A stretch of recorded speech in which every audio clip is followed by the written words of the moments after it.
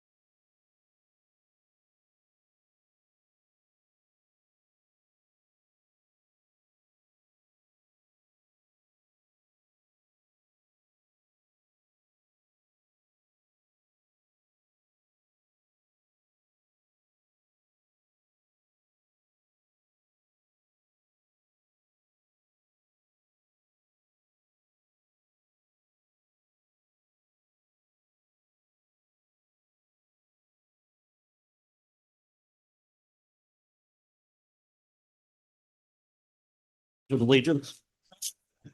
I pledge allegiance to the flag of the United States of America and to the republic for which it stands, one nation, under God, indivisible, with liberty and justice for all.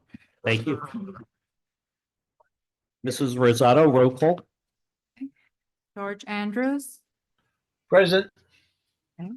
Rebecca Bear, Present. Ann Petrillo, Here. Mike Petrillo, Here. Jason Gulstrand, Present. Keith Parker, Present. Debbie Q, Present. Wayne Roner, Here. Rich Lehman, Present. 9 present. Thank you. We welcome all of our guests here present tonight, and we ask that if you haven't done so, to please be sure that you sign in outside the doors there, so we have a record of who attended our meeting tonight. Okay. Announcement about executive session. An executive session was held on May 7th for personnel and was held on tonight, May 19th, to discuss personnel negotiations and litigation. I now have a motion to adopt the agenda for May 19th as submitted, with the Board of Education reserving the right to add to the agenda and take further action on any items raised in executive session where immediate action on such items is considered to be in the best interest of the board. So moved. Second. Questions? All in favor? Aye. Opposed? A motion to approve the minutes of the April 28th, 2025 board meeting. So moved. Second. All in favor? Aye. Okay, we now move on to our reports, and we are going to begin with our fine representatives, our student reps. Alyssa, if you'd like to start us off for High School North. Buddy, it's nice to see you guys for the last time. Hi, everyone. My name is Alyssa Dina. I'm a senior from East Stroudsburg North, and I'm this year's student representative. So we're just going to get right into it with some academics. Our North High School MCTI students crushed their NO-CTI exams. Every single student who tested completed at a competent proficiency, and an impressive 67% of our seniors went above and beyond and scored an advanced proficiency on their exams. So this is amazing. We're going to move on to the arts. Our North Choirs wrapped up with the annual spring concert on May 15th. The mixed choir, treble choir, and chorale performed outstanding performances, and we also celebrated 24 senior members. And we recognize 3 seniors in particular for their leadership and dedication to the choir among their 4 years. Rihanna Johnson received the Fred Waring Award, Nia Eckford earned the National Choir Award, and the Director's Award went to me. So, Along with beautiful solo performance. yes, thank you so much. Amazing. Thank you.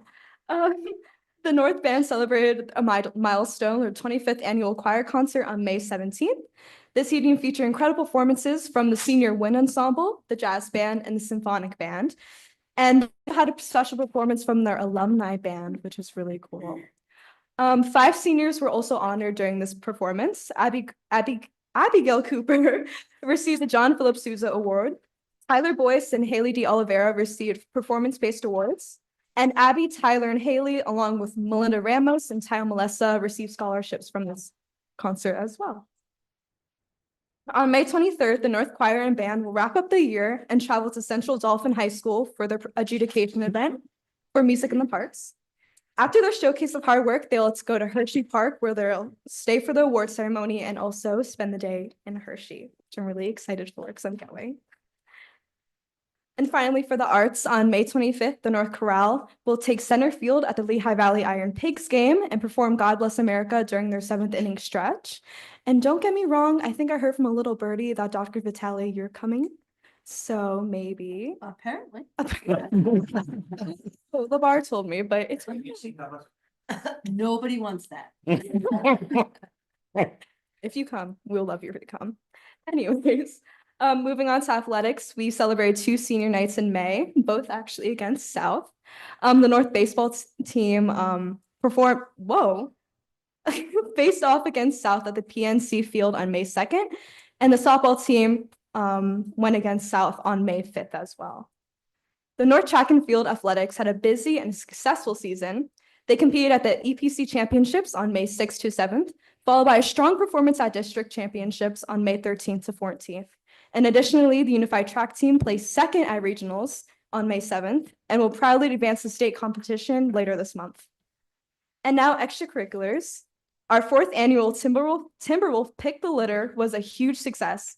On May 2nd, 22 North students collected an impressive 52 bags of trash along the Bushkill Falls Road, which is 2 miles. And this was part of their learning service project on plastic pollution. We just want to have a special shout out to the National Park Services and Lehman Township for making this possible. I want to shout out our teachers, Ms. Schroth, Ms. Schweppenheiser, Mr. Korb, and Mr. Coppola for organizing this event. And finally, some upcoming events that you guys should mark your calendars for. The Senior and Honors Award Ceremony, as well as the Art Department Annual Art Show, will take place on Thursday, May 22nd. The Senior Awards Show will take place in the morning, and then the opening reception of the annual art show will take place from 6:30 to 7 p.m., and that's followed by the honor ceremony at 7 p.m. And of course, guys, don't forget the East Stroudsburg North graduation will be held on May 31st at 10 a.m. So really excited. But with that, I do end my report, and I just want to say a special thank you for this opportunity. I've been in the school district since I was in preschool, so this is just amazing. I love this school so much, and thank you so much. Thank you. Thank you. Melissa, we will miss your energy and sheer joy each month.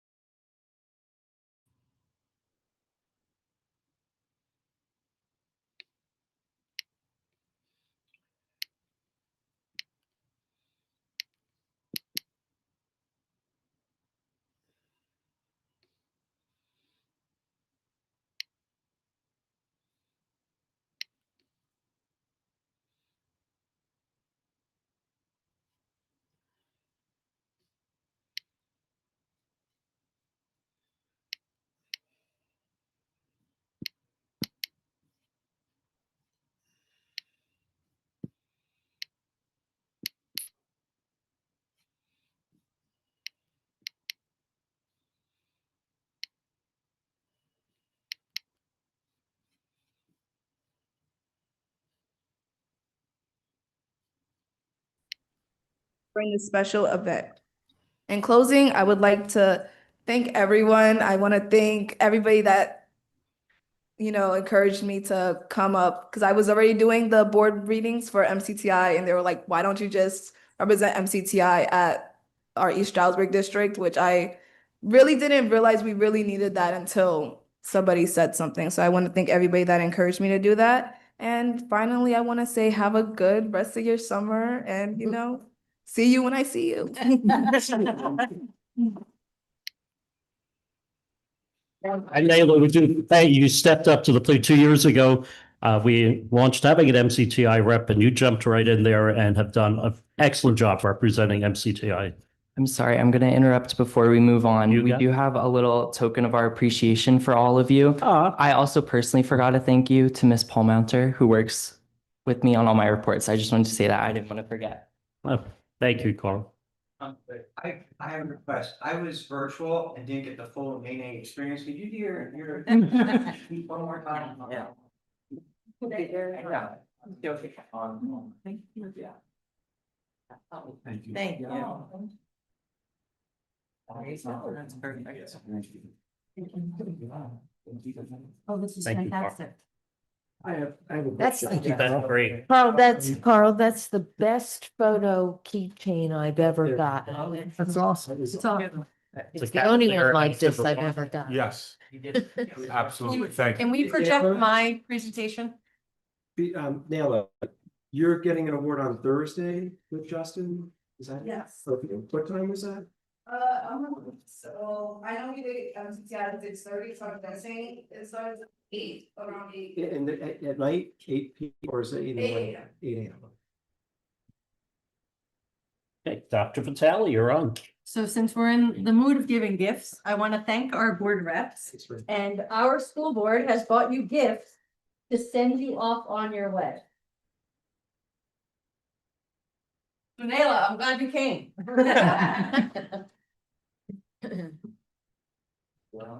So thank you for your time, for your dedication. Thank you. Feel free to open it. Why don't you open them? Go ahead.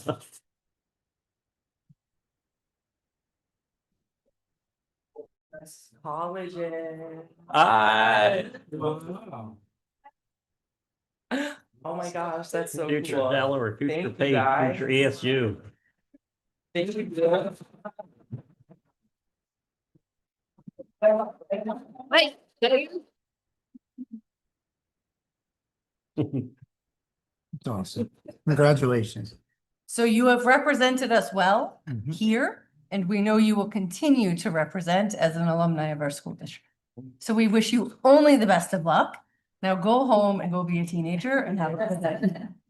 Enjoy all your festivities running up. I think it's the only one that has fun at board meetings, sitting in the audience. What? Last board meeting, you had a blast. You were sitting back there laughing and enjoying all of it. And I was like, he's the only one having, it's 9:30 and he's the only one having fun. I think he was laughing. Funny people, so. I don't think he was laughing with us. Oh. Oops.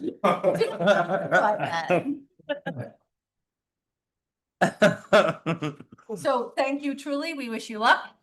If you're okay, if I just keep going. Go. No, thank you. We have another. Congratulations. One of our board members has a milestone event that just happened. So congratulations, Sarah.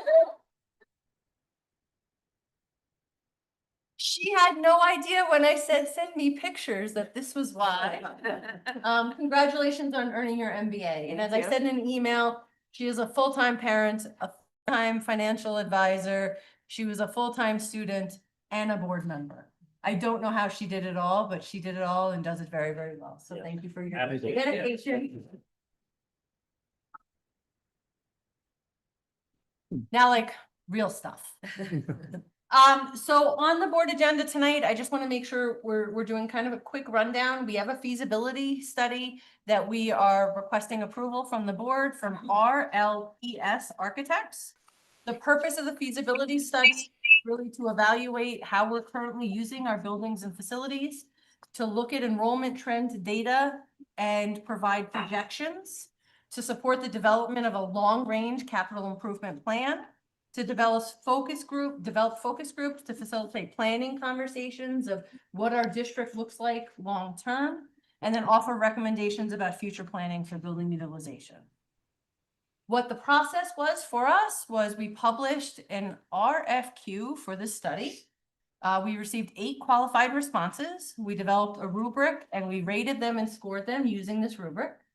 From there, we interviewed the top 3 firms and we selected RLPS. I wish it was just a word, not an acronym. Just saying.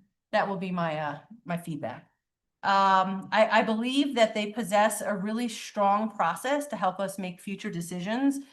They use the Moscow method, which was really, really interesting, of what we have to have, what we must have, what we don't necessarily need. And they will go through that with us as they continue, should you approve their contract tonight, but they will go through that whole process. They are A4LE accredited, which there are only 10 of these people accredited in the state, and it is people who are architects specific for K-12 public education. Or just K-12 education, which is just a fantastic resource of this person really understands education and how we use our space and how to best utilize it. They are obviously incredibly experienced in K-12. They are focused on solutions. So I think one of the notes that I wrote down during the interview, and Mr. Forsyth, myself, and Mr. Slanis did the interviews, the partner of the firm said, "We're not done until you have a plan." So he said, really, he's going to offer us information, give us all the information that we have, and then the board will make decisions moving forward. But he's like, we're not going to just walk away once we give you the information. If you don't have a path forward, we'll go back and get you more data. And I really, really liked that. Like, they're not done until we have our idea, our vision. The final plan will include an educational design brief, physical assessment of the building, enrollment study, survey data, and recommendations. And it should be about 4 to 8 months from when we agree to it. I know that this was not, we didn't go through P&F right away. We went right through the finance committee and they moved this forward. It was just the timeliness of it because I want to get started on it sooner than later. Any questions or thoughts about the feasibility study? No. Okay, thank you. So our climate survey. So we have sent out climate surveys for students, faculty, support staff, and our parents and our caregivers. And I've kind of thought about this in different ways of how to give you the information. It's a lot of data, a lot of charts, a lot of numbers, although that is my happy place. It is a lot to digest. So what I figured I would do is I would break it up in board presentations by subgroup, by the stakeholder group, and then offer you kind of like a culmination of comparison. What I tried to do as we designed the survey was ask the same question to all stakeholder groups. So I feel comfortable in school, which basically means I feel like I belong. I feel welcome in school. So then we can track it of, do our students report the same that our families do? And do our teachers and professional staff report what our support staff do? So that we have some kind of comparative data about the environment that we're creating for our faculty, staff, and all that we serve. So this is our caregiver response. I know it's small up there, but you have it in front of you. Our response rate was incredibly low. Oh, there's a typo. Oh, that breaks my heart. So it was incredibly low, but because I'm an eternal optimist, I think once our stakeholders realize we're actually using this data, because what will happen is that we will set goals on this data. We will talk about this data. We will help this to inform all of our decisions as we move forward. So there's questions about facility use and what people think of the condition of our facilities. We'll use that to help us plan. As we continue to reference these surveys in all of our conversations, both here at the board level, as well as at the building level with our building principals, I believe our response rate will increase because people realize we do value their voice and we want to hear from them. So the response rate is about less than 24% of our families, but I'm convinced it's going to increase. So here are the responses. So I broke it up, and I want to be very, very cautious not to break it up by school. I have that data, so I have it by individual school, and the building principals have that data as well. But I don't want to single out any particular school. So I did it by grade band of high school, intermediate, and elementary school. And when we look at the data with I feel welcome in school, I'm really happy with that. So you're never going to have everybody love your environment, but about 75% or more of our our families feel welcome when they come to our school. This one was, do my children enjoy being in school? As we would expect, elementary is a little bit higher than high school and intermediate, so I would love to dig into that. The next one is, do my children feel comfortable in school? Again, elementary is higher, intermediate dips, which is a trend you would see probably in any school district in the world. And then high school gets a little bit higher. And feel safe at school is another question. Again, higher at elementary, dip at intermediate, and higher at high school. I asked, so these are not all the questions, these are just the ones I highlighted. Under I feel safe in school, I delineated it between I feel safe in the hallways and bathrooms as well, because that's really important data for us, because that's typically unstructured time when if there were naughty behavior to happen, that's where it's going to happen. When we look at the respectful environment, are my students treated with respect by other students? This is much lower than I would like to see it. At the intermediate level, we're in the 43% range of students saying they're not treated, of families saying they're not treated with respect. I would really like to see that increase. The next question is, are my students treated with respect by admin? Again, this is a little bit lower than I would prefer to see, but I think a lot of conversations with people will help me understand that perception. Treated with respect by teachers is incredibly high. So kudos to our professional staff of just creating an incredibly respectful environment for our students and their families. Treated with respect by support staff. I think, again, these are high numbers from my perception. And then I feel that this is a really important question of, do I have friends at school? Right? So do my students have friends at school? And yes, and having your peer group and knowing your people and your community is really important to me. And it seems that all of our students really have that. We asked the question, and you have to kind of frame it, is the question was, my child is treated badly based on, right? So we asked this question by body image, disability, gender identity, race, ethnicity, religion, sexual orientation, socioeconomic status, or they have not experienced this.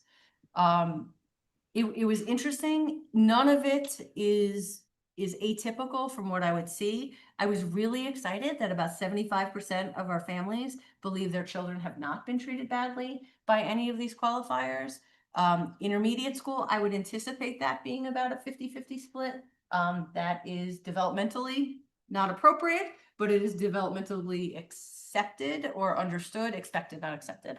And elementary was actually much lower than I thought it was going to be, with that they have not experienced that. So the fact that 19.6% of our students at the elementary level are being treated badly because of their body image, like, I need to dig into that, because that is not appropriate, and I need to understand that more. As far as the learning environment, and I'm not going to read through all of these, but this is just, as a parent, talk to me about how we're doing instructionally. Are we meeting your students' needs? Do our teachers have high expectations? Do they encourage students to work hard? Do they want students to succeed? Do the teachers listen to me as a parent and my student? Do they care about me and my students? Do they provide extra help? Do they explain? Can parents talk to teachers? And are students interested in their classes? That's the lowest one. Again, that intermediate level is a really hard level to teach and work with. But I think all of these numbers are really, really promising. Our families feel that the service instructionally that we're offering is solid. We have a lot of conversation about our slow curriculum writing process at the secondary level, and not intentional with our professional development. Well, our families are not seeing this. Our families are still seeing that we're doing a really, really solid job educating their children. So this was really refreshing. Communication. I'm really interested about parent-teacher conferences. of how many people attend. If you remember, I presented this data a few weeks ago about who attended our spring parent-teacher conferences. And I would say that that data doesn't remotely match at the high school level. So we're going to collect that data again at the fall parent-teacher conferences and see if it matches. But parent-teacher conferences, the older you get, the less attendance we have. I don't think we needed to do a survey to understand that. It was really important to me to understand if teachers are willing to meet with me outside of conferences. And our teachers are absolutely making themselves available to our parents when our parents need them, not necessarily at that regular cadence of conferences. And then we asked about the website.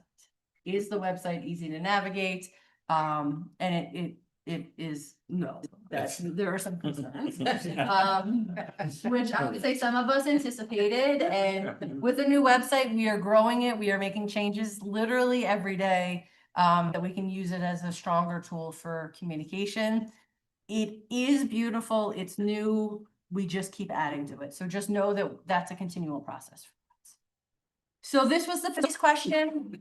So the green kind of teal box at the top was, is your school in good condition? This is the affirmative.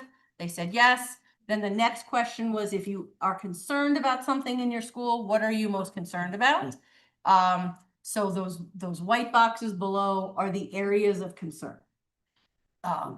So it's interesting. Playground is a concern at the elementary. If you dig down, it's certain elementary schools, Bushkill's one of them, that have the most concerns. But they're just talking kind of about our facility. I was super excited to see cleanliness is not an issue, right? I mean, a very small population is concerned about that. So kudos to Rob and his team, making sure that we have clean facilities. And really, none of these are super alarming, but it just helps, again, another data point to inform our decision-making. Yeah. So now what's next? I started today. I need to analyze and report out on the student responses, the faculty responses, and the staff responses. It's a lot, so there's a lot of questions. So just know that I'm working through it, and I will get you that information as quickly as I can. Once we have all of that, I want to compare and triangulate our successes. Like, so what are we doing really well? Let's celebrate that. And then what are our areas for improvement? So the people we serve, what are they telling us where we should focus our energy? We will build goals. So I've already talked to our administrative team that they all must have one goal based on the survey. I didn't tell them specifically what it needed to be. I said, you're going to review the survey yourself. We're going to have lots of conversations about it, but I want them to address something in the survey. We will track these goals and then do an annual climate survey to gauge improvement and refocus our attention, because hopefully we are checking off our goals. Any questions, thoughts, or concerns? Okay.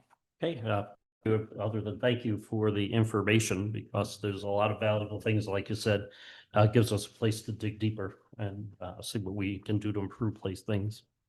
Okay, we're going to move on to our key report, starting with MCTI. Jason? I see we didn't change the order of committees. You said you really like the order. I love following these. And batting first, Jason. I'm the leadoff hitter. Don't worry, you'll I have time this excuse- summer and not follow them, Jason. Just On Monday, May 5th, 2025, the MCTI JOC met to discuss the following items: finance, curriculum and instruction, student activities, personnel items, and the progress of the conference center. The JOC started off its meeting with Ms. Nayla Joseph's report, the same report you got this evening. We moved on to approve the CHA short form agreement for professional services to install an electrical monitoring meter. We agreed on a 3-year proposal from Fox Rothschild LLP for legal services beginning in July of 2025 through 2028. We also agreed to Jay's Business Systems sales agreement for equipment and financial lease, and Ireton Global service agreement for telephone services for the amount of $423, for 36 months. We approved the 25-26 MCTI calendar. There was a field trip we also approved for the Pocono Mountain Visitor Bureau Tourism Day at Kalahari. Some items that we discussed were some FMLA, some terminations, some change of appointments, and the appointment of Mr. Patrick McHale, which will now be taking the place of the Supervisor of Career and Technical Education and Buildings and Grounds, effective August 1st, 2025. It was really cold and rainy when the Building and Grounds Committee went out and looked at the new addition. I was able to get pictures. I'm sorry. I'll have some pictures for you for next time. Yeah, it was really bad inside there and the pictures would not have come out and done it justice. So that's why I don't have a slide deck. The next JOC, that's exactly it. Terrible weather. That was a good one. The next MCTI meeting will be held Monday, June 2nd at 7 p.m. Thank you. Okay, thank you, Jason. Colonial IU 20 is me, but we will be meeting next week, so I'll have to read at our next board meeting. And now Property and Facilities Committee, Wayne? Okay, Property and Facilities met on Wednesday, May 7th. The board made a recommendation regarding purchases that were subject to bid. The low bid for the JTL data network replacement was given to Gaetti Communications, $450,000, $820. The low bidder was JB Mechanical for $712,000 for the JTL boiler and hot water heater replacement. JBM Mechanical was also the low bidder for $347,000 for the Smithfield Elementary boiler replacement. And Rutledge Excavating was the low bidder for the North Phase 3 stormwater repairs for $237,759. The committee made a motion to recommend that we engage RLPS for that feasibility study that Maggie just mentioned. And our next property and facilities meeting is Wednesday on June 4th here and via Zoom. Okay, thank you, Wayne. The Education Programs and Resources Committee, Ann? Our EPR committee met on Thursday, May 10th at 5:30. Mrs. Laurie presented the Alliance update highlighting the various holidays and celebrations for the month of May. This list, along with all the support materials and articles, is emailed to the staff. The May coffee chat is the minority myth, and the last workshop, which is scheduled for May 22nd, is fostering culturally relevant learning. Everyone is invited to attend that via Zoom. I'd like to thank Mrs. Goldstrand, Mrs. Schroth, and all of our librarians for their wonderful presentation and update on our school libraries. We really appreciated them taking the time to show us all the progress that has been made since, if you remember, last April, we approved an extra librarian and a support staff personnel up at Lehman so that all of our librarian programs could be utilized and that every school would have a library. And so they came to first thank us for our support and obviously bringing this to all of our schools, and then secondarily to show us the goals that they have accomplished since we've made those additions.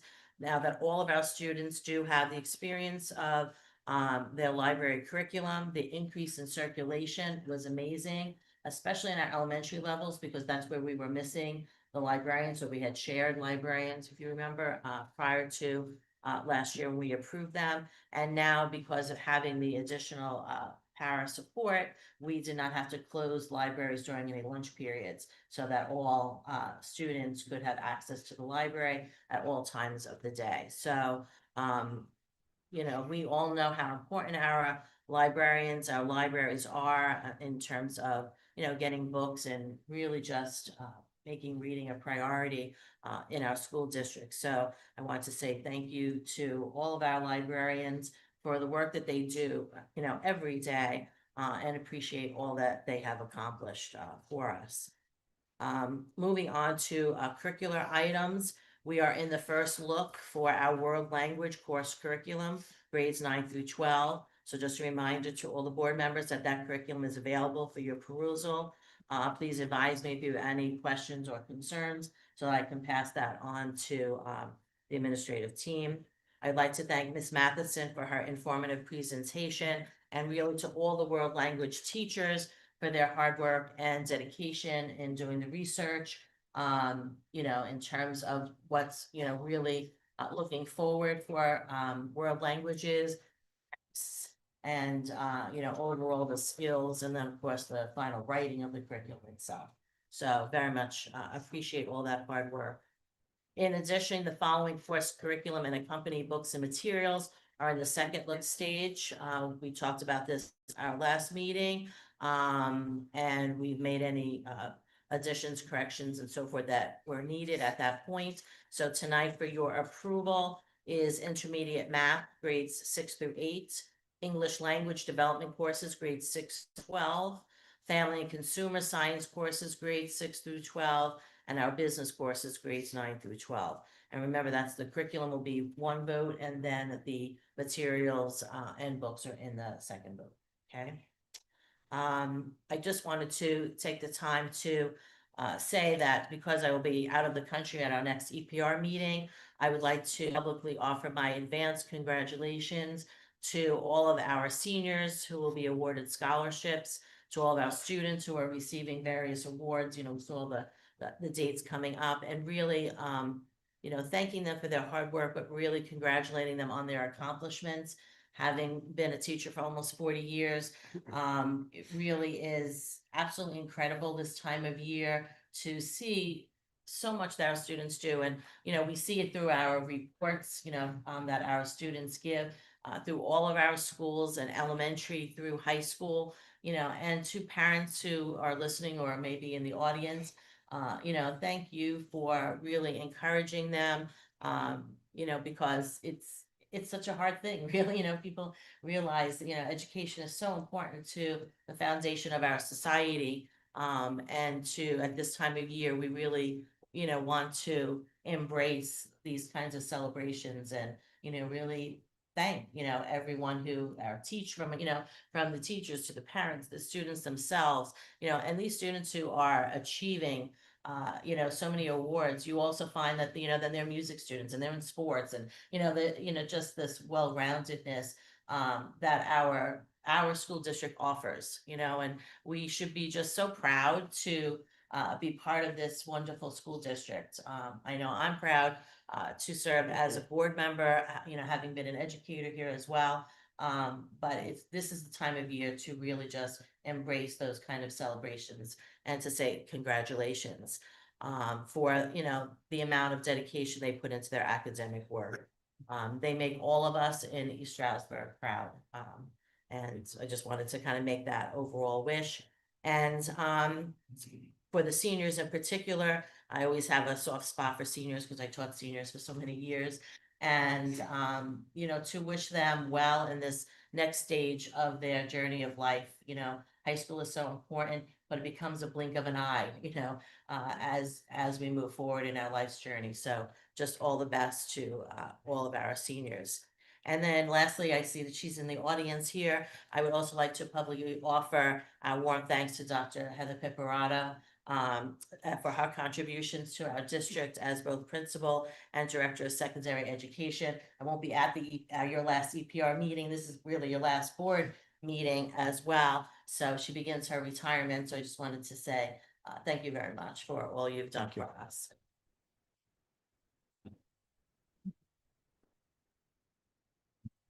And then I always say this, because my friend over here who says everybody has to come to the policy meeting, so I always have to say it ahead of time before he even talks.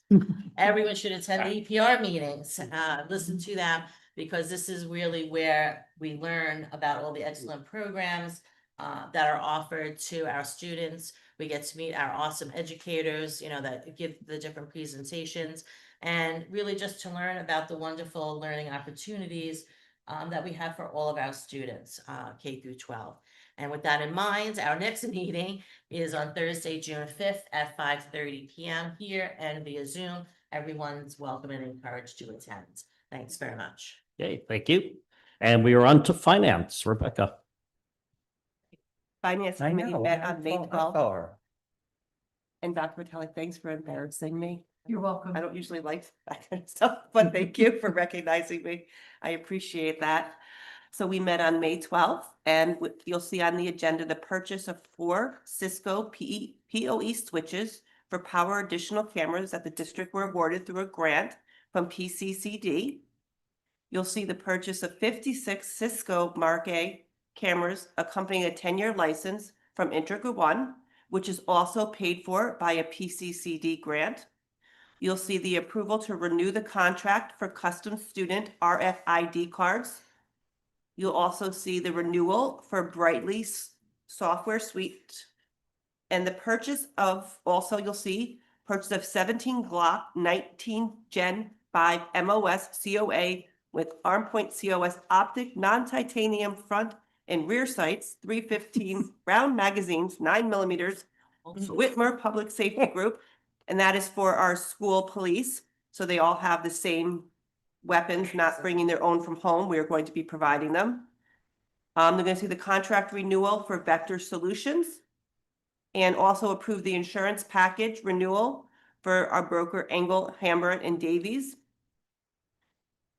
across the lines of coverage, and recommend for the Board of Approval. You'll hear a presentation from Peter Bart on our budget, and we'll be voting on next steps tonight. And we have all the recommendations from Properties and Facilities mentioned, as well as the recommendations from EPR. And our next board meeting, our next Finance Committee meeting is, and we're also rescheduling a meeting in October from Monday to Tuesday, October 13th. And that is because of the observation of the holiday. And our next meeting will be Monday, June 9th here and via Zoom. Okay, thank you, Rebecca. And now the wildly popular Policy Committee meeting report. Keith. Again, I would just like to just let Mrs. Gutrillo know, I do not show up at your meeting live, but it is a great tool to listen to the YouTube channel when I'm on a long drive somewhere. It gets me through my journey and I stay involved in what's happening in the district. So for all the public out there, you may not attend live, but you can still vote and still look at it after the meeting and boost our YouTube ratings. I would like to say policy is the most efficient. It is the most efficient. You gotta say that. We get our work done. Policy met tonight, and for those that didn't attend, you missed it. But we are bringing to the table the following policies for public review in May and subsequent board approval in June. We're looking at new business policy number 123.3, sponsorship and evaluation of interscholastic athletic programs, which is a new policy. And if you haven't had a chance to look at it, I encourage the board to look at it. This policy is a policy that our administration worked on, and the policy committee was rather excited to read it. And remember our challenge of bringing on new athletic sports. And there was a question of what's our policy, what's our procedure. Dr. Vitale realized that maybe we need a policy, so they worked on this, and it's a really, I think it's a well-done policy. So you can read that for your approval also. Policy 204.2, non-school district sponsored educational trip or tour. Policy 317, conduct disciplinary procedures. Policy 3, freedom of speech by employees, which was formerly freedom of speech in non-school settings. Policy 618, student activity funds, and policy 618.1, special activity funds. Policy 718, service animals in schools. Policy 815, acceptable use of technology, which was formerly the acceptable use of the computers, network, internet, electronic communications and information systems. And just like that title was a lot of words. This policy was a lot of pages, and it was 24. And Mr. Barash worked fiercely with administration. They worked fiercely and got it down to a 3-page, 700 words, 24 pages to 700. 700 words, yeah. So, and believe me, I looked up, it has it all in there. It's amazing what you can abbreviate sometimes. Somewhere they say more is less. Less is more. More is less. Yeah. Well, you know what I'm saying. Less is more. Yes, whatever. Policy 225, see what you're missing if you don't come to these meetings. Policy 225, relations with law enforcement agencies, which is a repeal because that was replaced, we already replaced that with a policy 805.1.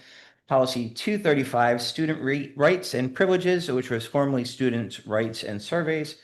And we're asked these meetings, like I said, to be posted. Our next meeting will be here at 4:30 p.m. on June 23rd, 2025, as well as online.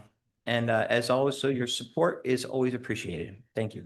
And if you want an interesting read, there is a policy about service animals. Yes, oh, that's right. Well, That about miniature horses. miniature horses, that's a very good read. Yes. That is an important item.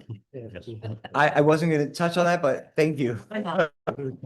Didn't want to horse around with that. I don't want to touch around with that policy. But you're all. Okay, and on that note, where do you go? There he is. For you. Peter, we've got the audience ready for you. Yes, For with our the miniature budget horses presentation. line. And before Mr. Bard starts, we would just like to thank him for his service. This is his final meeting with us, and this is his final week in our district. And we have been very fortunate to have your service and your support, so thank you. Thank you guys very much. I appreciate it. This is before I start, so I'll say that I'll get the good things out of the way first before I deliver the bad news. The community.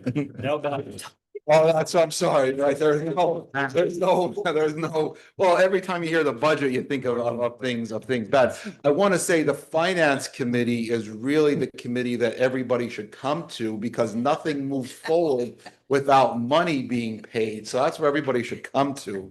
And so I want to thank everyone, especially the board members here. I think the community is really blessed here to have such a cohesive 9-member group that really moves the district forward in such a positive direction. And I particularly want to thank Rich and Rebecca and Wayne and George, the members of the finance committee who've been fully supportive of me in my 2 years here. They've been the same committee members since I've started, and they have just been phenomenal and very, very grateful to me and very thorough.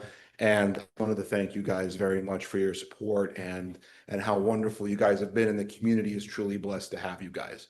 So now I got that out of the way, now I could start the presentation to go forward. So these are some of the changes. This should say proposed final budget, but the preliminary budget that we've been talking about, the overall net from the last budget you guys have saw, the full board has saw in April, there was a $619,000 increase. So I guess some of you guys can say that might be a little bit change of news, not bad news, but a change of news. The healthcare costs have gone up 13% from previous years, and that's up 11% in the previous budget, or an approximate increase of $500,000.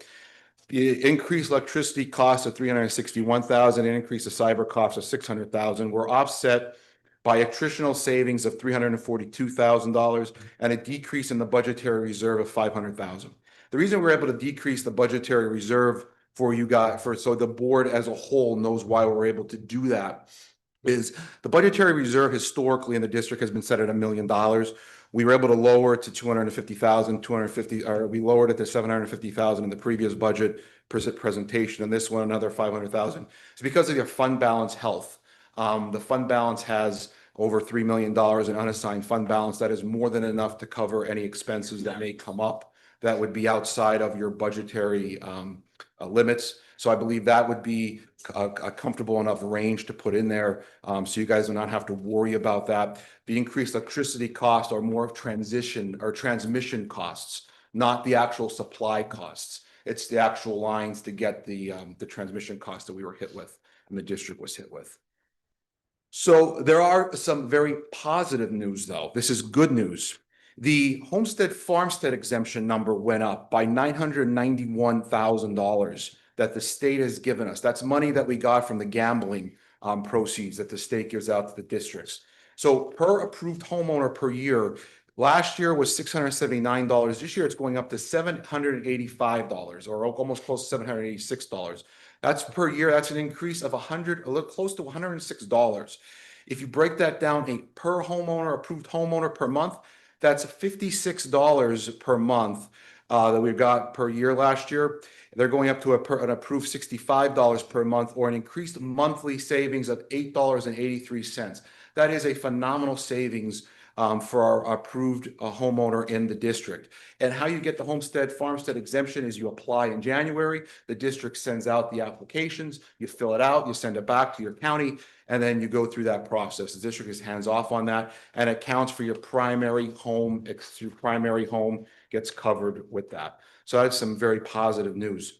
So let's talk about the budget options that are on the table for tonight. The board has to approve 20 days before they adopt a final budget. They have to approve a proposed final budget and advertise it for 20 days.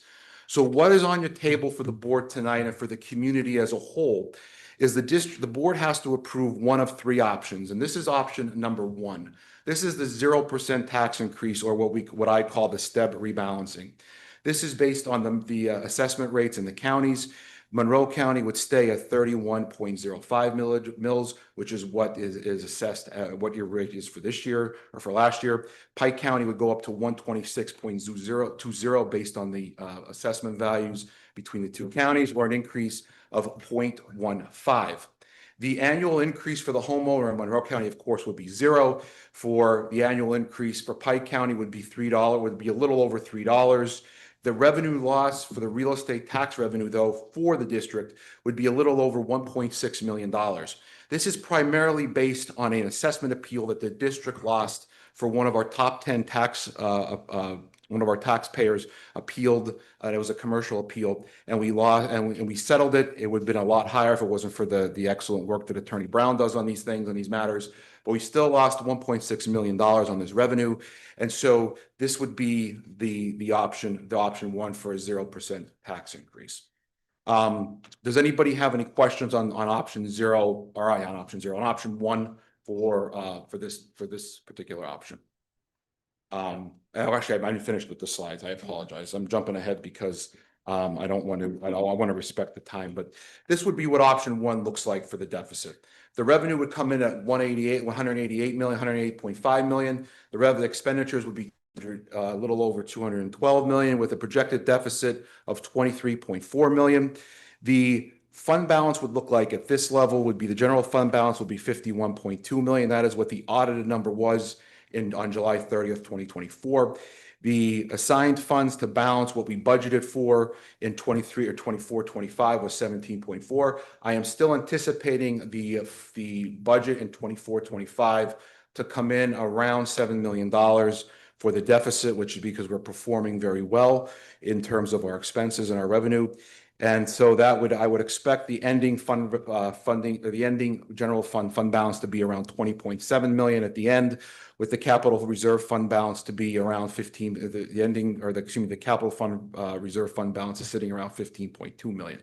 That is exactly where I think option one will get you for this particular year. And now I'll ask you guys if there's questions on option one at this point. Okay. Let's look at option two then. That's the 2% tax increase. The option 2% tax increase would bring Monroe County's millage rate to 31.59. It would bring Pikes County's millage rate to 128.38. This, if you remember, so from the Finance Committee to this meeting, I want to bring your attention to this because there was a slight decrease in Pikes County's millage rate from one presentation to the next. And the reason being is it was a Pete Bard error on this particular case, simply because when you put the money into the PDE into CFERS, what they call, you have to put a dollar amount in, and when you put the dollar amount in, it calculates the millage rate.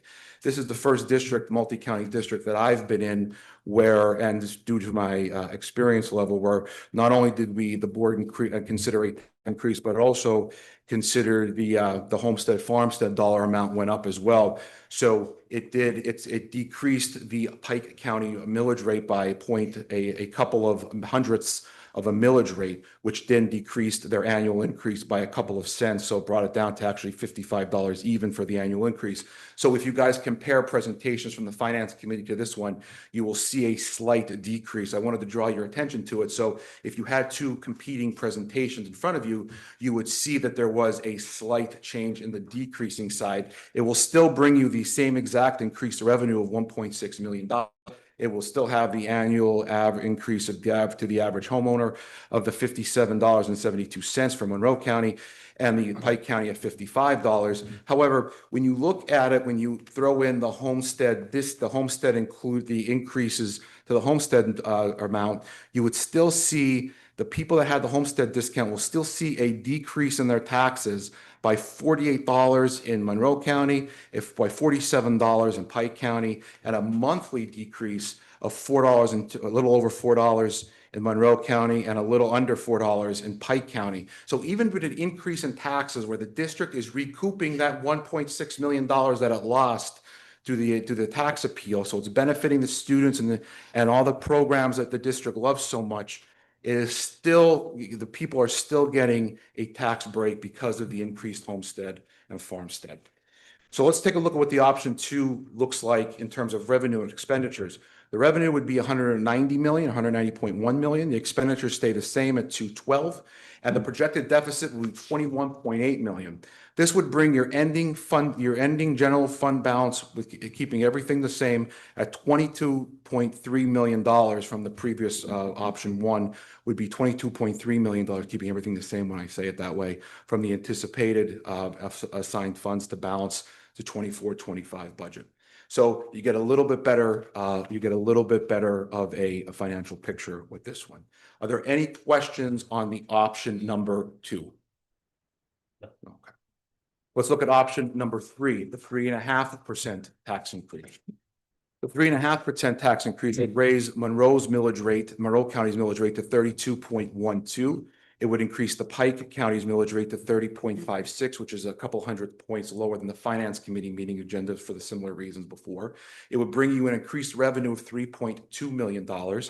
However, when you look at the annual increase for the average homeowner in Monroe and Pike County, the increase would be 116 in Monroe, 105 in Pike. But when you break it down and you take out the increase for the homes and the homestead discount, it would only be $10 for the 12-month period in Monroe County and $3 for the 12-month period in Pike County, breaking it down for a per month increase in Monroe County of only 85 cents per month and a Pike County of only 26 cents per month, just for the 3.5% increase, and you get the $3.2 million increased revenue.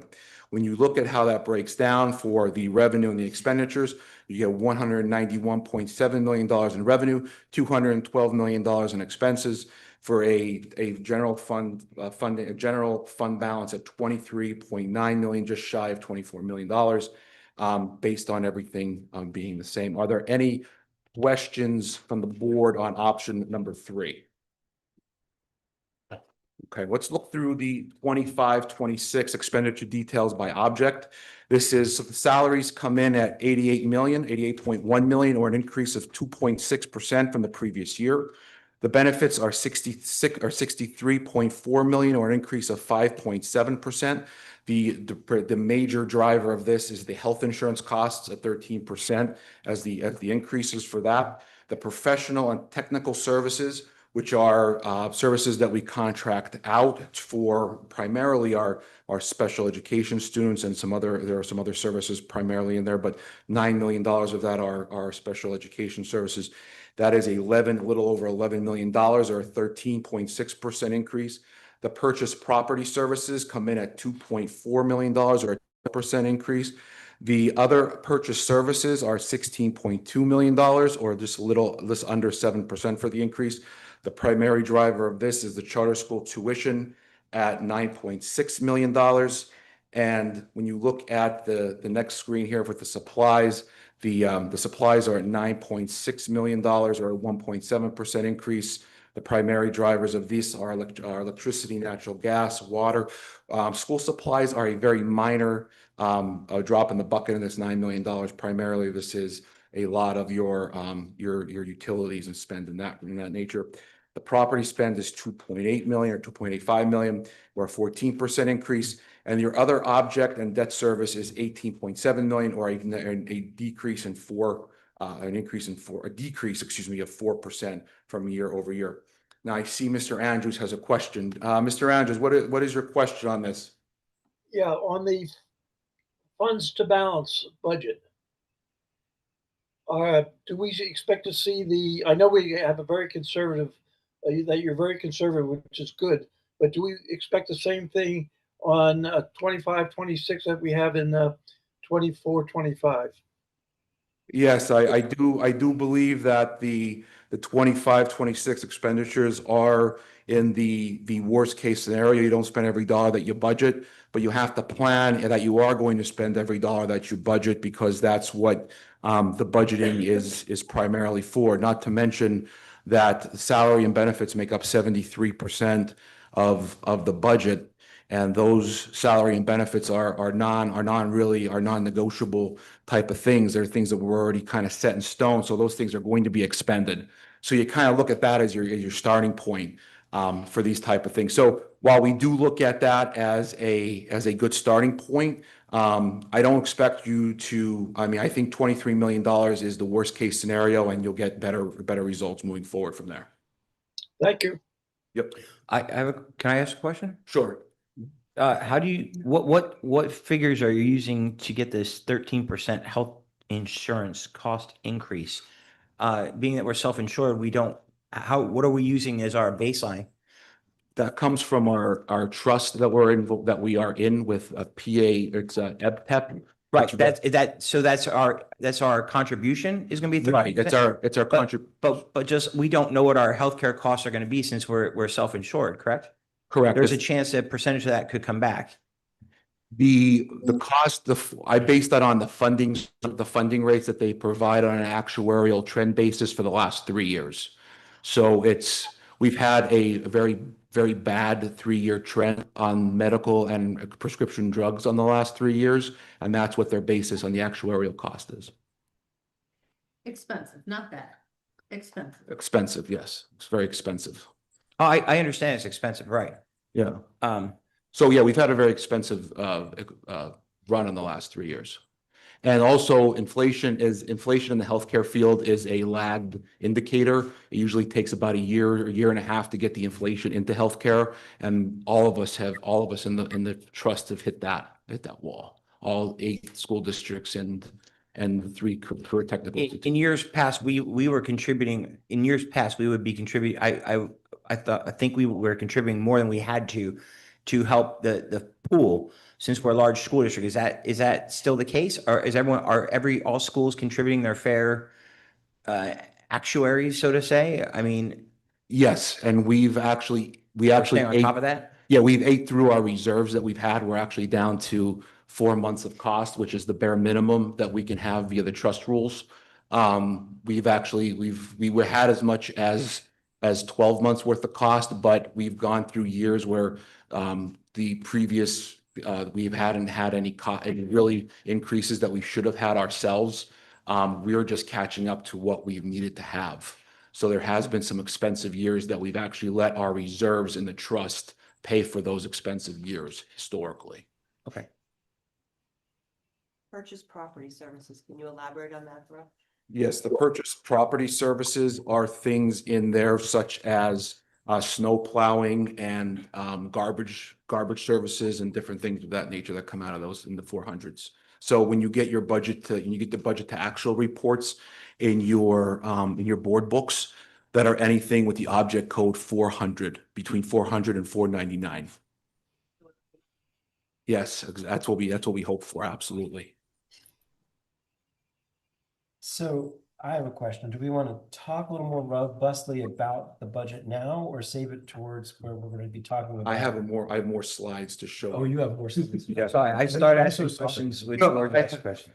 I'm sorry. Yeah, you could go ahead. I'm sorry. No, I was just saying, sorry, should have asked the question later, sorry. Well, I have some questions to ask, so, but not yet, so. I have a comparison slide to show you the different options that you might want to ask questions about. So show you the option 1, 2, and 3 and how it relates to the average taxpayer with the monthly increases for the homestead farmstead deduction in it as well. So everybody can see it, the revenue and the projected deficits for option 1, 2, and 3, the monthly increase with the homestead farmstead deduction built into it, or decrease for 2 of the 3 options. And on option 3, how small the monthly increases is for the homeowner for that one. If you guys, I mean, you guys can ask me questions now, or you can ask it when we get to the agenda item, however, whatever the best Robert's rules of. Say, let's go through it now while the Well, presentation. Okay, My, That makes sense. that makes sense. my question, and I don't remember if you said it today. When is the last time we had a tax increase? There was a 1.15% tax increase, I believe, in 2021. That was the last small tax increase that was done. And then prior to that, it's been probably about 13 or 14 years. And then that 1.15% increase was eaten up by assessment appeals relatively quickly. And about what percentage of our property owners take advantage of the homestead farmstead? I could tell you that it was approximately 6,600 properties in Monroe County and approximately, I'm trying to think of off the top of my head how many properties in Pike County. It was probably around 2,000 properties in Pike County that took advantage of and there was an increase in numbers this year than there was last year. And how many tax bills do we send out? I'd have to get that number. I don't know off the top of my head. It's But definitely more than the number of Yes. yes, property owners taking advantage of. right. They only have You don't to more apply than one once, person, you correct? can't get on. Right, because it's only their primary Right, residence. but it is, but I'm just thinking of the folks who have Did- homes Mhm. that could potentially be utilized in this, who are missing out. And it's a one-time apply, right? You can apply once and then it automatically renews, or you have to apply every year. No, you don't have to apply every year, but I believe you have to renew it every, I think, 2 or 3 years, but they Yeah. tell you when you have to apply to renew on the application. You know, I never read, it's every. Okay, then that's good, but I know in some municipalities, you have to apply to renew it, but at least, listen, when I was in a different municipality, you had to apply to renew it. So if you don't have to do it in a different county, then I just want to give the information I know, but when you apply to renew it, they send you an application, you should fill it out. So that's all I know. So if you get a farmstead application in January, fill it out and send it back to your county. That's my recommendation for everybody. So that's like, so if you're hearing my voice, if you get a homestead application in January, please fill it out and send it in. Do not take it for granted that you're automatically on it. So. Okay, so So we, almost, I have a question. Yes. So this is gonna kind of take a more strategic or longer view look at our budget. Yes, we're looking at a budget and you have these numbers that are $20 million in the deficit. This is kind of by design, since we put money away several years ago to pay for things like PSERS and healthcare, so that when we needed it, we were able to pull it out. And we're going to be in a situation in a few years where we have a number of teachers retiring. I imagine there's a good amount. Do we have any idea what number that would be, or between professional staff, support staff, administrators? I imagine there's going to be a number of teachers transitioning out, and that's going to change the budget a bunch, right? And I know that there's going to be increasing state support. So with all those factors, you look at it and say, okay, there's these trends, but we're also talking about doing this survey, the district survey of our facilities. And we can't afford, with the budget we have, to do a project. We would have to do something that's going to be somewhat bigger, require some bonding in order to do a real project, right? And we can't really do that while we still have $18 million worth of debt that we're paying off, that by 2031, we are almost free, like $1 million left, right? So we have a couple of options. I mean, we could, if we want to do something in the near term, we might have to refinance our bonds, all the stuff that we already have, if we can, and that way we reduce our bond debt, taking on a little bit more bond debt, but it actually free up revenue, and because we'd be refinancing a bunch of that, let's say, and then we wouldn't be doing huge projects like we did back in 2000 or 1990s, where we built 4 schools. I guess what I'm saying is that there's a way that we could restructure that and still accomplish some of these things, or, and this is where the strategic part of this is, or do we say we're gonna let it ride until we 2031, discharge 99% of our debt, and then start making those obligations for additional new debt at that point to do big projects? And that's really, I'm saying that now because it has an impact on what decision we'll make in the next month or so. And so I'm throwing it out there. I don't have a preference. I'm just saying that's something we should absolutely be considering right now, right? That's what I believe.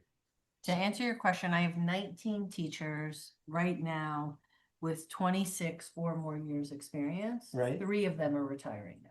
And then next year you would have more. And So, then- right, so to me, I'm looking at 30 years of experience, so that window, I have 16 more that I would anticipate going Mhm. within the next 4 years. in the next 4 years, 16, and figure that's about $180,000 each year in cost per teacher. You have their base salary, their PSERs, their healthcare, all the other thing, the FICA, all that good stuff, right? So when you take away that much, you would be replacing some of them, obviously, but not at the same rate.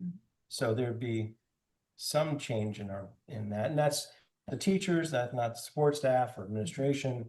I imagine there's other folks that are looking at retiring as well. For sure. So, and then I guess when we take that all objectively, we're looking at this and saying, do we need to do a tax increase? Does it need just to be a little bit? In a few years, we will be at that point where we're gonna be, the whole cycle's gonna be flipped. What do you guys think? And hopefully we I like your approach. And like I said, like I always say too, is at this point, we don't know what our state contribution is going to be still.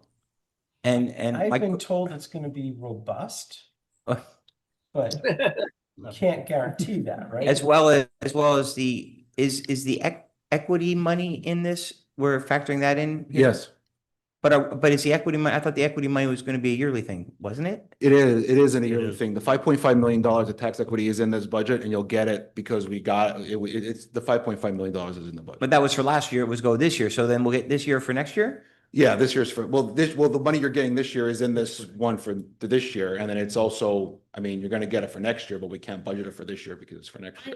I mean, just a comment. So if I can just pause real quick, in speaking to some of our state legislatures, what they have said is, legislators, is that worst case scenario is status quo with the funding. So the worst case scenario is that we receive the same funding that we received last year, which is actually really good because it's more than we received and a general increase.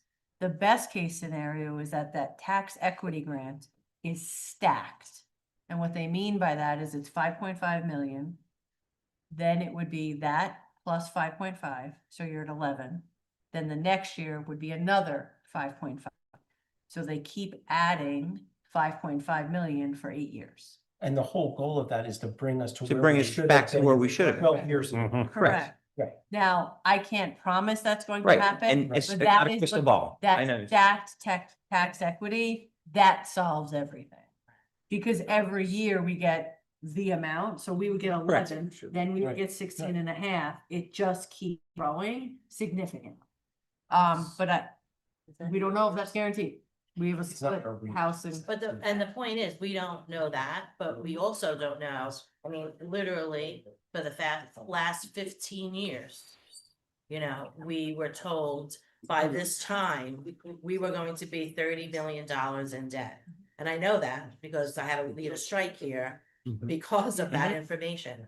And as of this day, today, we have not taken any money out, you know, of the general fund. Not to say it's not gonna happen, but looking at this, we said, you know, we were told 17 million, and now maybe it will be 7 million, but we don't even know that. That's still a maybe.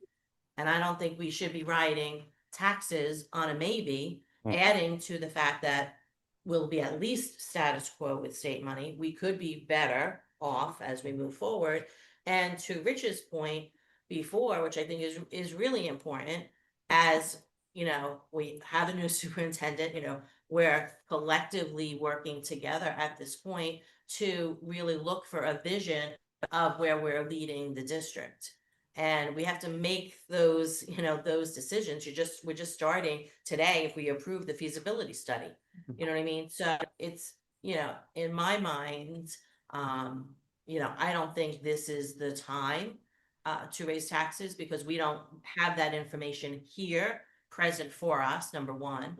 And number two, just from the standpoint of our constituents, our neighbors, it's a tough economic year to begin with. There's so much, being unsteady, out there. And secondarily, the Monroe County tax, et cetera. that And was, municipal taxes that all that's went what up. I'm saying, that were really, hit, all of us, extremely. And I want to say to, everyone out Hit there us. listening, go We're to those taxpayers. meetings. Yeah. Because if we, as a school board, raise taxes, we can only raise it like 5% anyway, and they did 29 and 17, if I'm correct, I don't. Something like that. Yeah, it was like Pretty high. each So time. like, if you want to get out and start fighting taxes, go to those meetings, also, And- just as an overall statement, moving forward. And I know That's my Dr. opinion. Vitale's been working closely with our ISACA, Mhm. bring kids back Yes. from charter school. And we also have that with legislation as well. is Right, working, charter school reform, we which could need happen. charter school reform, and we're paying, for students to go somewhere else, and that shouldn't be. And I know and I don't know if taxpayers know how much East Stroudsburg pays compared to other school districts. Probably double. What is it per regular ed? 18 and change, and then 49 and change Or special ed. for special ed. And I can't get out of my screen. It's a little bit more than that. I think it's 51 for special ed and we get it 39,000 with the new legislation that reimburses us for it. I think it's in the 20s for regular ed. I can't pull it up on my screen now because I'm sharing it, but Which is that's what it is. economical. It's 18.9 Okay, 18,900. regular ed, and I'm sorry, 51 for special education per student.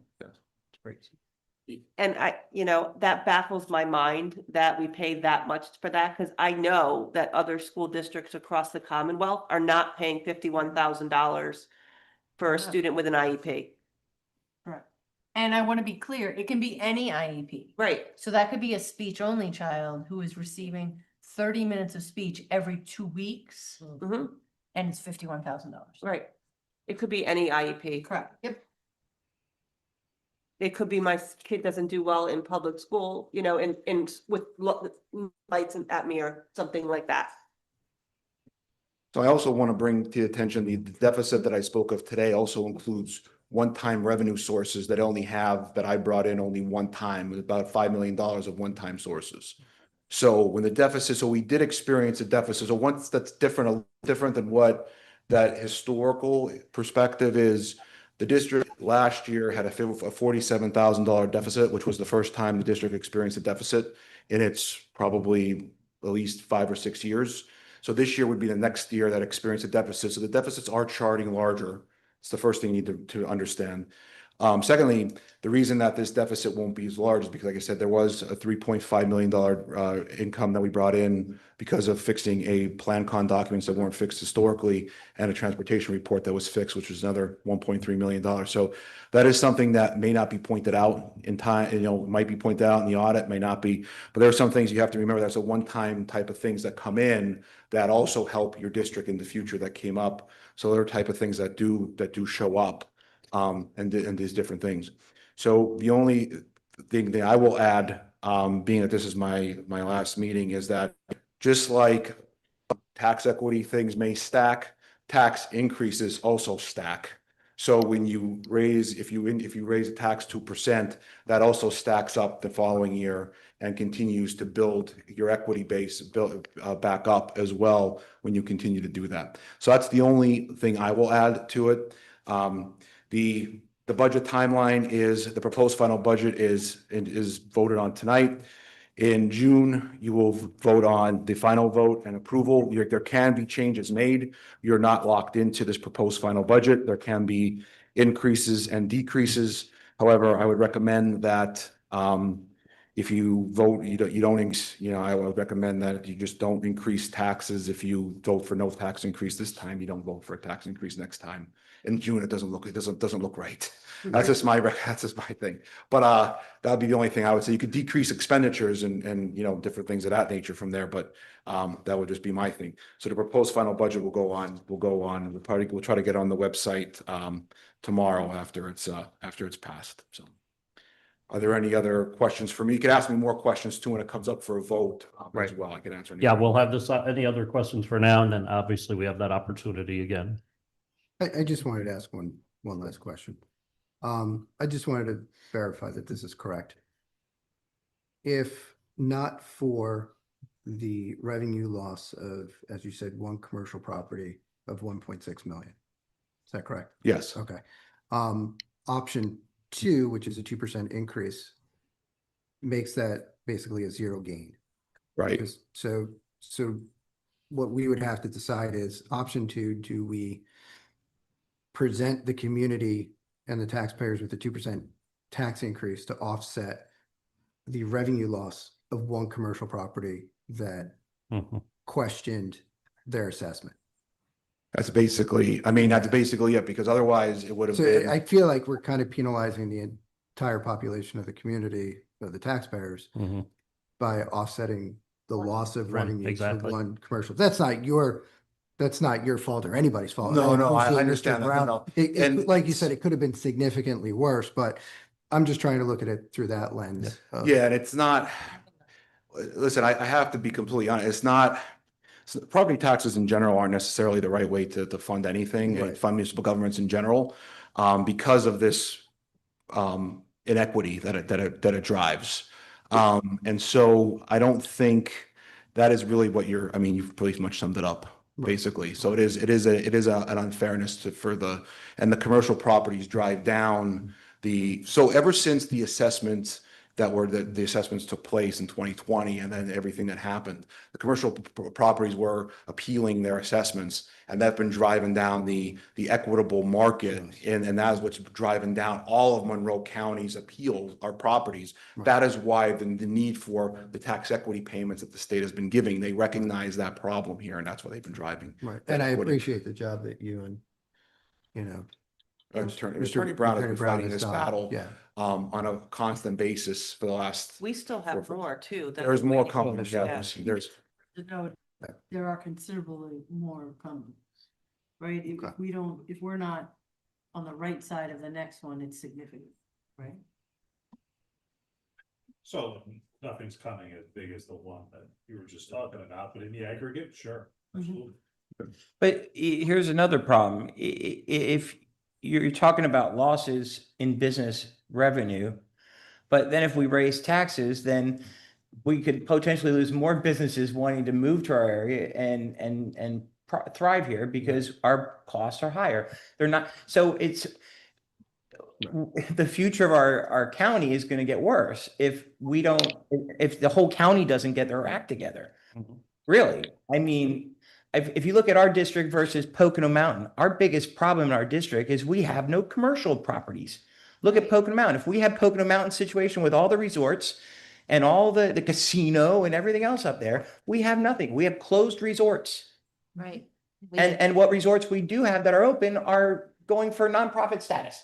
We would. So we would I probably- ran a couple things by Attorney Brown that he's gonna. And not to mention the Homestead Act. Remember, 20 years ago, the Homestead Act was supposed to eliminate property taxes. The gambling money, they Right. Governor Rendell said, if you approve this, we will not have any property tax right. in the future.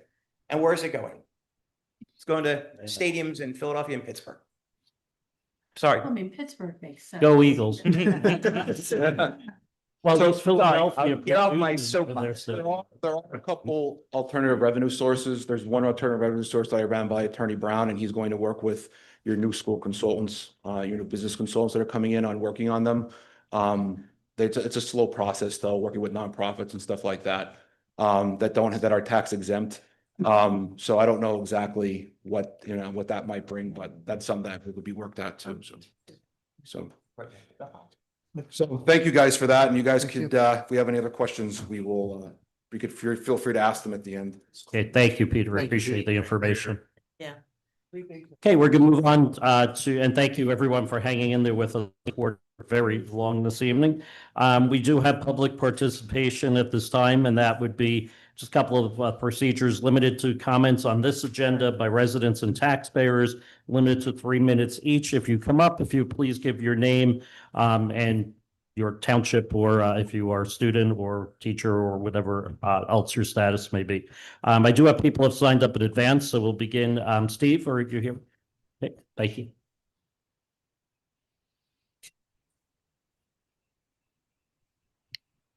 Once again, thank you guys so much for doing the hard job you guys do.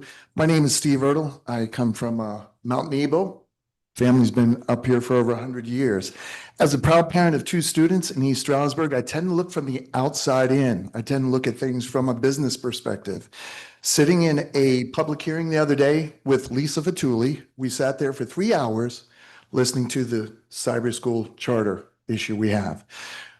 I want to sound the bell and simply say, I haven't heard anything in the budget that's going to address the over $8 million that CCA alone this year will advertise to take students out of our school district and put into theirs for profit making cyber schools. They don't carry the expenses we have, the buildings, the food preparation, the transportation. They're out there to make money, and there's 14 of them. And there is choice for parents. And we tend to forget that the parents are the customers. The students are the product that we're putting out there. So I ask everybody to take a good look at what we're offering from our Cyber Academy School. And I have. It took me 15 minutes to find the page and a half. I found pictures with faces blurred out with smiley faces. I found a very limited amount from a parent perspective to get good education for my student.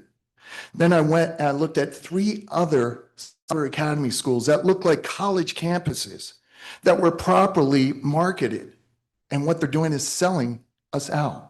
So I ask you guys, in your marketing, please take it seriously to get your website together, to understand that we have the Cavalier and Timberwolf pride that we must market against these 14 other cyber charter schools. Because you are right, it is $51,000 for disabled students.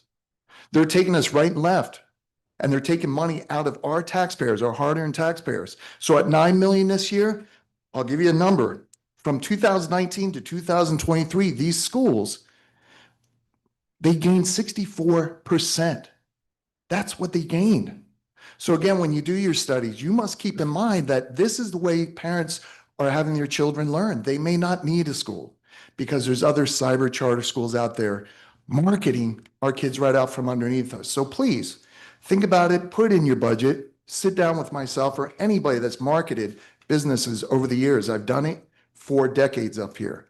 But we must understand we must do it now because they're already doing it. If you don't believe me, please visit 3 of their sites and then go back and see what we're offering. We're not even competing. We're selling burgers, but theirs has lettuce, tomato, pickles, onions, avocados, and all we're selling is a plain burger. So once again, please take a serious look in this budget, put some effort into retaining our students and giving that pride. So when they walk across our platforms to graduate, they get an East Stroudsburg certificate. Thank you. Okay, thank you, Steve. We now have Isabella. Are you coming up together? You're more than welcome. And Jonathan and Isabella.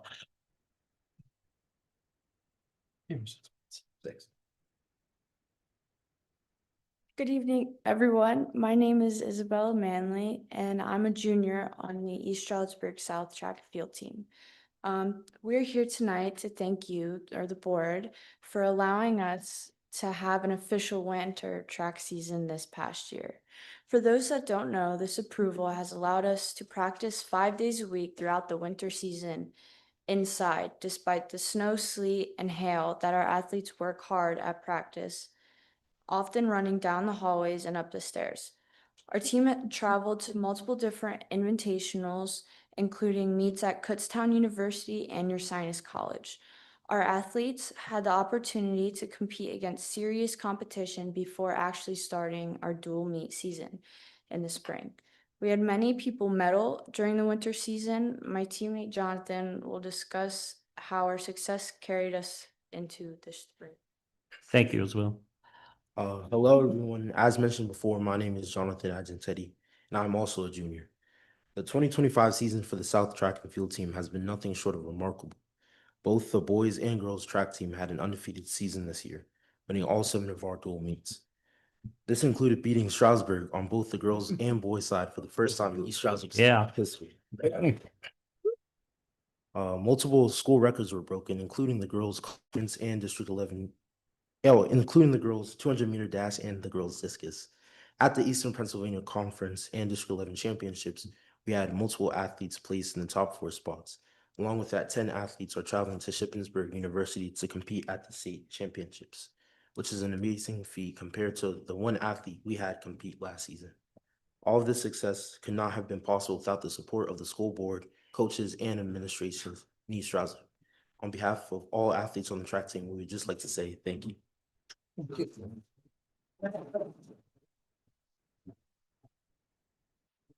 And thank you, Isabel and Jonathan. We very much appreciate you coming here and saying such kind words. And we're so proud of all your accomplishments. Coach Kramus, congratulations too. Yeah. We appreciate you coming to inform us on how well it's going to. So thank you so much, and thanks for making us proud. We appreciate that. Any other people that didn't sign up? Any other public input? Okay, seeing none, we'll move on. Does any board member have any unfinished business? I just wanted to say I attended Resica's celebration of the arts, and it was once again spectacular. And there were so many people there. It was just a steady flow, and I thank the administration and the teachers, the parents, and they all looked thrilled to sit in the recorder concert. It was very exciting. And also the students who did such excellent work. And I do have to say, my granddaughter did a parrot with a cracker in its mouth. It was, And you know, it was a terrific evening. we got the invitations for the Hughes today. And I was saying to Rich, our kids that are graduating this year were the first kids to go through Hughes. And I'm like, I have to go because it's like a full circle. My daughter, Carl, was there. Miss Ludwig, are you DJing? But she's not here. She left. She DJ'd for the one that we had when my daughter was in 5th grade. So Rich and I will have to see it. Carl, you have to go too. We have to make sure property That and is really facilities a gets done great evening. quickly so we can attend them. Okay. Yes.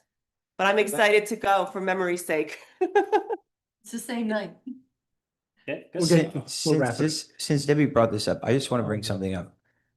This week I had the privilege of going to a couple concerts, some elementary concerts, obviously one for my granddaughter and then ones for other. And one of the things I also attended this past week was the robotics competition where all 6 elementary schools got together. And I was impressed and amazed at that program.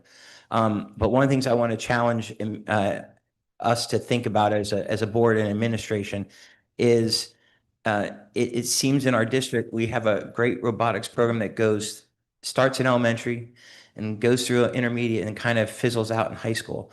I would like us to somehow figure out how to keep that going in the high school level because it's an amazing program. And there was a shirt. I took a picture of a student's shirt and I just have to, I'll show it to you all later, but I got to get the right exact wording. It said, robotics is my sport, Resica. Okay. And that's an important thing there. For these students, that is their sport. We focus so much on athletics in our district and we focus on the arts too. I don't know if y'all know name, what is the National Association for Musicians. We're top school in the country again for like 17 years, 12 years. And that's amazing. So we focus on a lot, but I think we need to keep focusing on something like robotics and stuff like that because it's amazing to watch these kids. Dr. Vaitai was there and it was really cool. And I love that program. I love to see it grow. So There was nothing more exciting than the energy in that room. oh yeah. Like you would have thought it was a Super Bowl. They were running to the scoreboard to get the results It and was yeah, fantastic. It was just it was so good. amazing. And we just have to make sure all teams have matching t-shirts next year. Yes. Oh, I don't know. Any other unfinished business? I just went to a bunch of concerts the last couple of weeks, which have been amazing. I traveled to whatever school I can get to when I wasn't traveling for work. I went to middle schools, I went to high schools, and it's phenomenal to go. And people are always surprised, well, your kids aren't playing.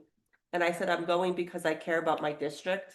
So if you guys can ever get to any shows, whether they're your kids' schools, others' kids' schools, go and support them. They love seeing you.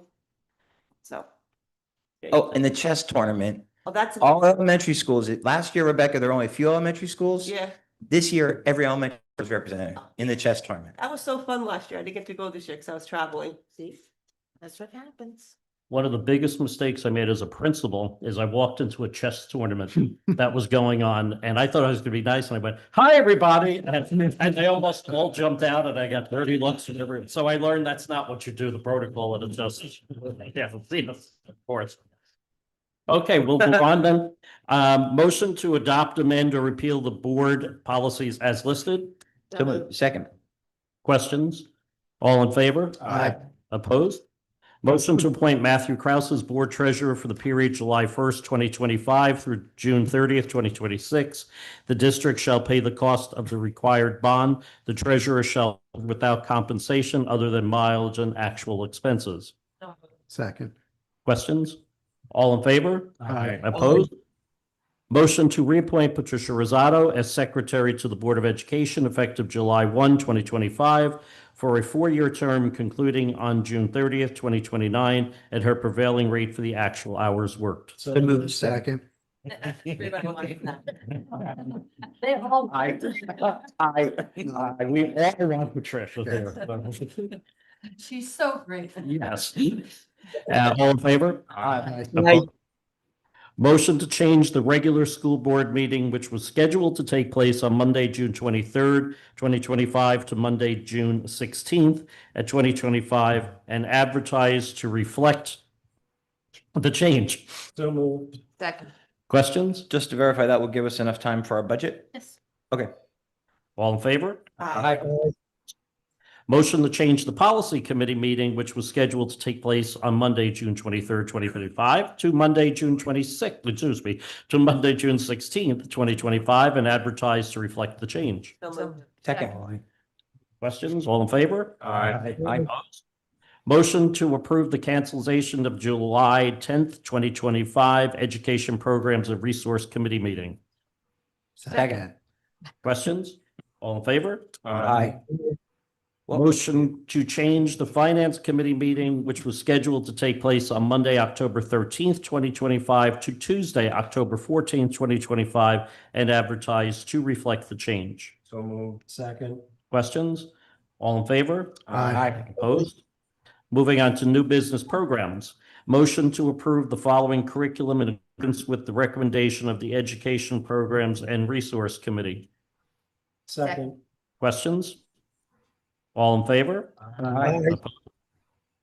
New business pupils. Motion to approve the issuance of high school certificate diploma to each candidate listed, subject to their individual successful completion of the prescribed course of instruction and graduation requirements established by this board as part of the school district's comprehensive plan. I'm proud to say first motion. Second. Questions? And congratulations to all graduates, especially those in the family here. Okay, all in favor? Aye. Motion to approve the Code of Student Conduct for the 25-26 school year as presented. So moved. Second. I have just a comment, and I just thank Dr. Vitale and everyone, all administrators, teachers who worked on that. It's one of the best that we've had in a long, long time. So thank you for that work on that. All in favor? Aye. Sorry.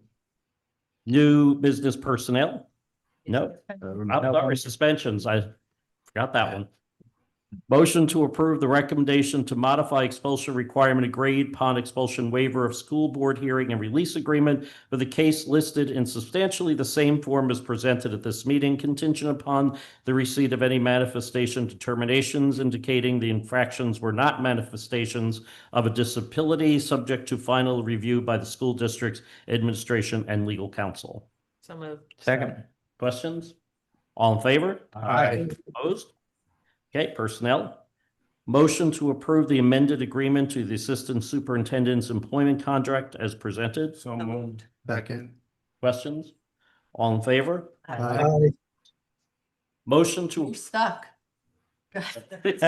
Motion to approve the agreement with Mr. Stephen Zoll as presented as Executive Director of Human Resources of the East Stroudsburg Area School District effective July 1st, 2025 through June 30th, 2030. So moved. Second.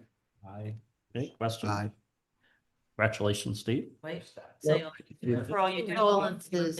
I just said that. Condolences. Well, I think we're going to vote yes. All in favor? Opposed? Congratulations, Steve. See, I was optimistic. I knew the vote's going to go that way. Motion to approve the following notice of change of charges, sorry. Motion, let me say that one more time. Motion to approve the following notice of charges listed below. So moved. Second. Questions? All in favor? Opposed? Motion to approve the following terminations. So listed moved. there. Second. Questions? All in favor? Aye. Motion to approve the employment actions listed in accordance with the associated applicable policies, procedures, and contractual agreements. So moved. Second. Questions? All in favor? Aye. Opposed? Okay, so we have two administrators here to recognize. First of all, Shay Jones has been the supervisor for social services K-5, but been doing this work K-12 for years. So thank you for your dedication to our district, to our student population, and congratulations for the promotion. We are incredibly proud of you and excited to see what you do K-12, really honestly what you continue to do. Also created a new position, which is really a value statement from our board and our district of what is important to us. We are not just investing in salaries of our professional and support staff or administrators. We are investing in their learning. So congratulations, Dr. Pryl. Welcome to East Stroudsburg as our new Director of Professional Learning, which is a position that does not exist anywhere else that I know of. And this board is just honored and pleased to have you on board with us. Thank you so much. Thank you. Hey, thank you, Dr. Tully, for recognizing.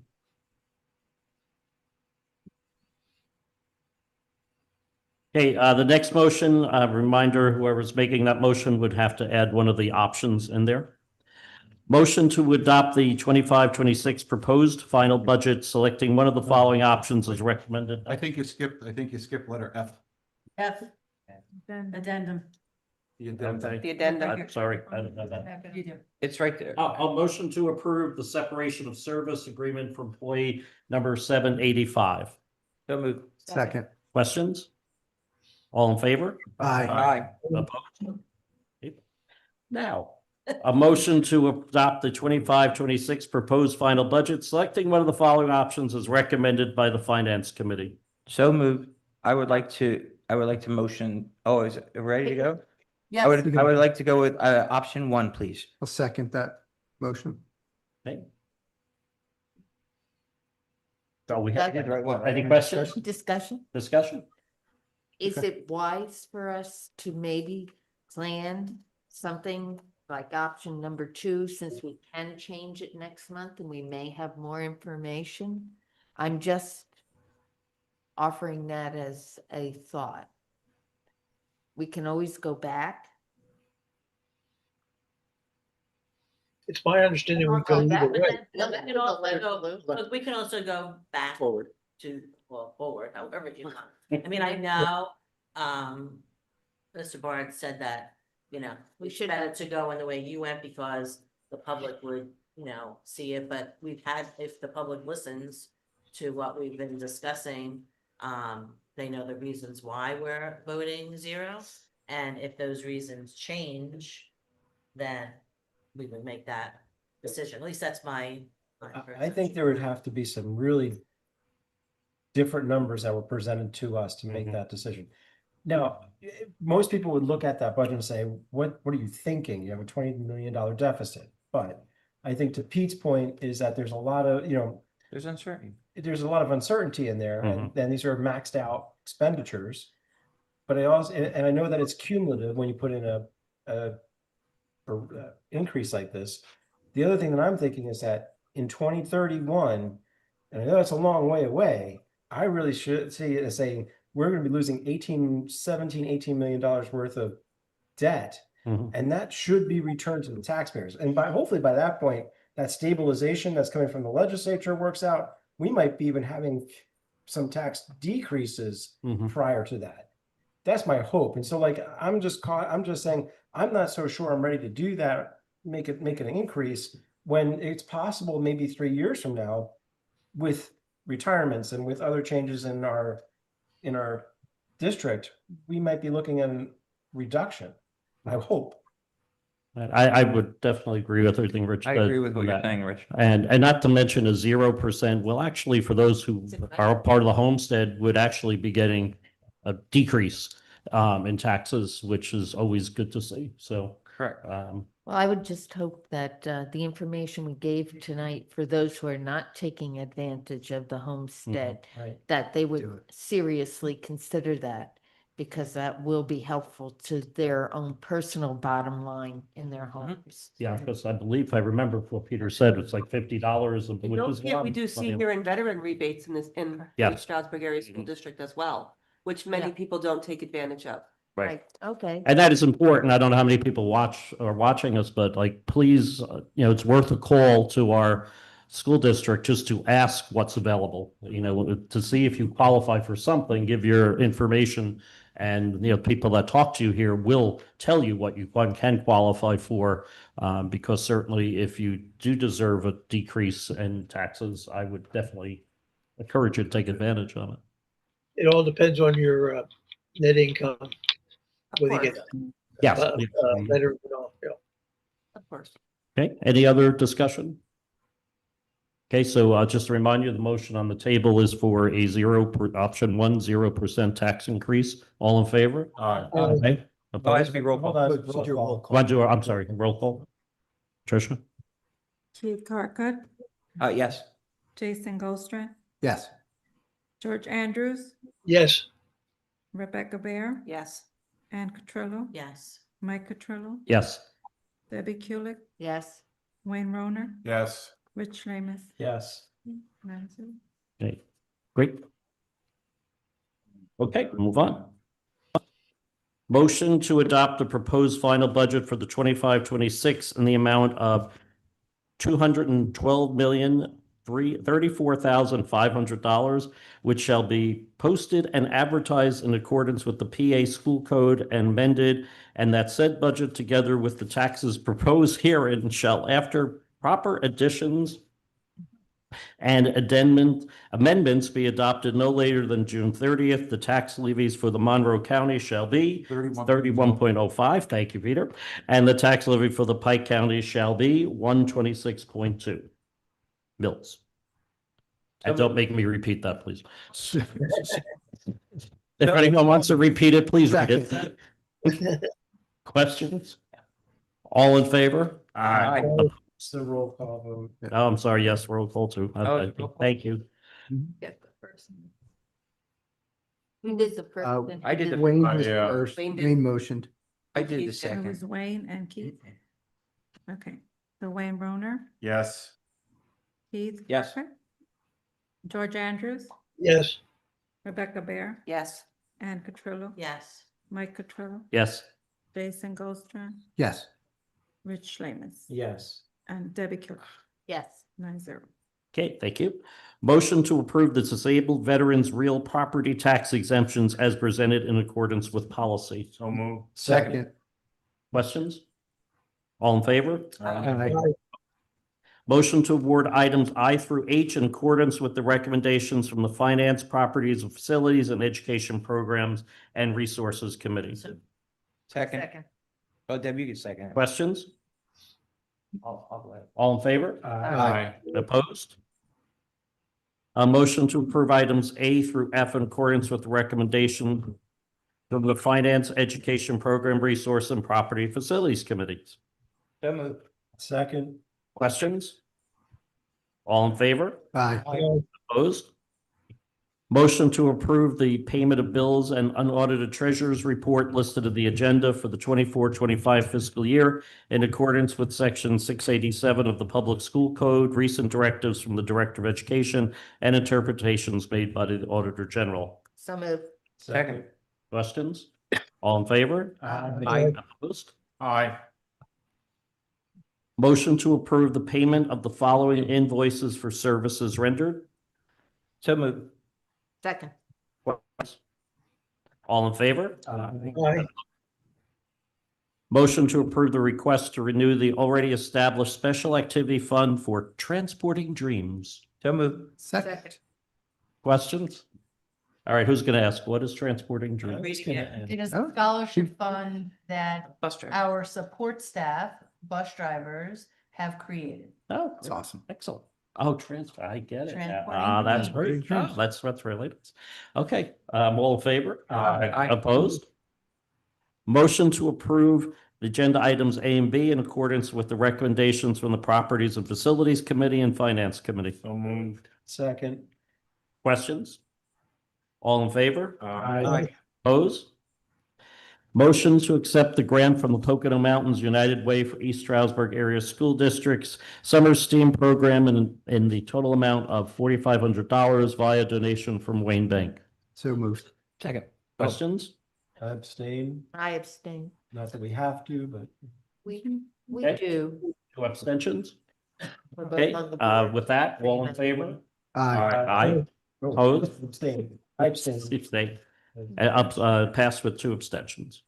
Motion to approve the agreement with Miller Engineering concerning emergency remediation work on the Bushkill Elementary underground fuel oil tanks and to authorize the administration to submit a claim to the Commonwealth's Underground Storage Tank Indemnification Fund for the remediation work and any additional applicable expenses. So moved. Second. Questions? Aye. All in favor? Opposed? Okay. Motion to approve the 25-26 insurance renewal package from our broker Engel, Hambright and Davies, Inc., totaling $1,205,698 across all lines of coverage in accordance with the recommendation from the Finance Committee. So moved. Second. Questions? I just wanted to say thank you because it was higher, much higher at the finance committee meeting. So thank you for getting that number down. A couple, Yeah, Pete, thank you. $15,000 almost that went down. So thank you. Okay, good. Hence Right, any the other? increase in the budget. All in favor? Aye. Opposed? Motion to approve the contracts listed for their specific services, rate and effective date, subject to the review and recommendations of the solicitor and approval of the administration regarding the terms and conditions of any final contract other than price or cost. So moved. Second. Questions? All in favor? Aye. Hey, do we have any new business? Okay. Motion. The enrollment reports have been given to the board members, and then we only need a motion for an adjournment. Motion. So moved. Second. Second. Our meeting Second. is adjourned. Like the gavel. Thank you.